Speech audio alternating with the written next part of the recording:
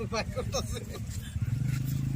যাই হোক, আপনি যাইছিলেন, মেন 1 নম্বর কথা হলো আজকে কি বাইরে থেকে ডাইরেক্ট গেছেন না অন্য জায়গা থেকে গেছিলেন? গোয়ালপাড়া আসছিলাম যাওয়াকালীন মানে গোয়ালপাড়া ছিলেন, এই জায়গায় আজকে আমাকে আজকে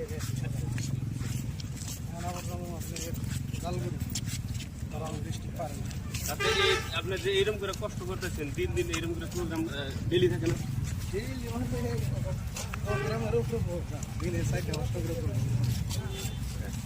তো খুবই কষ্ট করে আর কি আমাকে সোশ্যাল মিডিয়ায় ভিডিও আপলোড করে।